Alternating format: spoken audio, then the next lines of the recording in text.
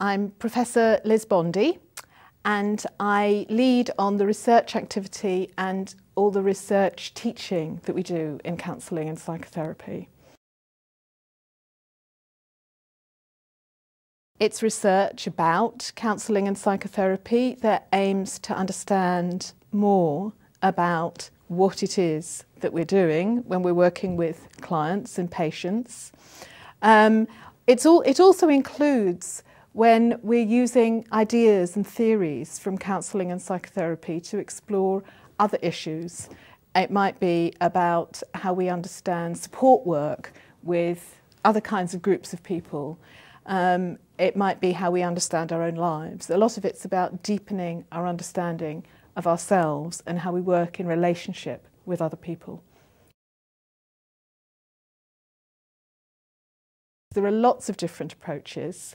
I guess there's one group of approaches that looks at outcomes, what works most effectively for different groups of people, that's based very much on quantitative approaches to research.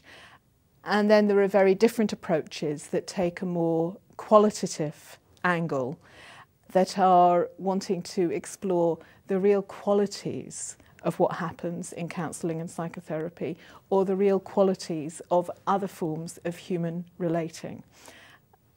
I guess that what we specialise in at Edinburgh is much more the qualitative approaches. We will use numbers, we will provide, evaluations of services and use service records and use questionnaire data as well. But our real strength lies in the more qualitative side of research. Well, we're very keen in our approach to research to be consistent with the values that are embedded in all the other aspects of our training. That's one of the key issues for us. And consequently, that is one of the reasons why we really like to work qualitatively and think about the qualities of human relating that are so important in counselling work. And we really want to honour that in the way in which we approach research. We want to value subjective experience, the real lived, felt experience of people in the way in which we do research. So we don't want them, as it were, to have to come away from that experience and turn their experience into something different. We really want to get as close to that as we can.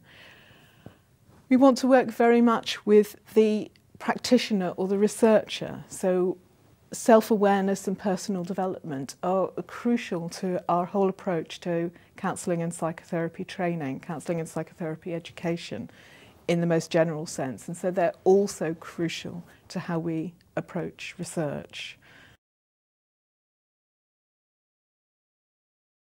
If we go back to the very beginning, then psychotherapy and counselling growing out of psychotherapy began with practitioners reflecting with one another, with their colleagues, reflecting on their clinical practice. And they wrote case studies of their clinical practice and developed new ideas from reflecting on those case studies. It was how Freud worked and how lots of people who were colleagues of Freud and followed from him worked. It was also very much present in the way in which Carl Rogers worked. Now, from the later period, including some of Carl Rogers' work, there's really been a bit of a move away from case studies as a way of doing research, and people have often thought that it's more useful to assist training, but not really as a method of doing research. There are a whole lot of different reasons for that. But we've been very keen to honour the tradition of the case study and to think about it anew. And one of the reasons why we locate so much of our counselling and psychotherapy research in relation to social science is that there are traditions within social science that also place great emphasis on the case study and give us a renewed 21st century rationale for a case study approach to research. case studies can take many different forms. So they might be case studies that involve a practitioner reflecting on work with one individual client. One piece of client work becomes the case study. But it can also take many different forms, and so one of the things quite a few of our students do is actually to use themselves as the focus of a case study, to draw upon their own experience in some way. It might be an autobiographical experience, or it might be an experience in another kind of workplace, and to really think, what can this experience, how can it be worked with, how can it be analysed, how can it be understood in ways that will contribute to knowledge in the field of counselling and psychotherapy, and indeed beyond.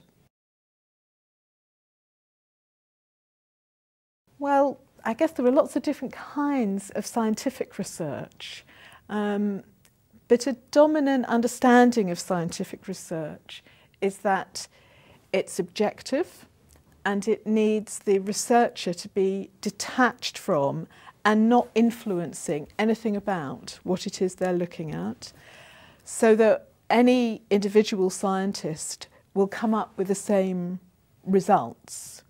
So it's objective, it's detached.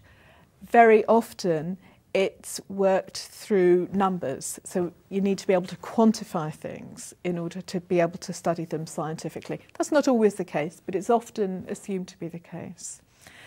And we really turn that completely on its head, because when you're working in the field of human relationships, you can't be detached, you can't be objective, you're right in there.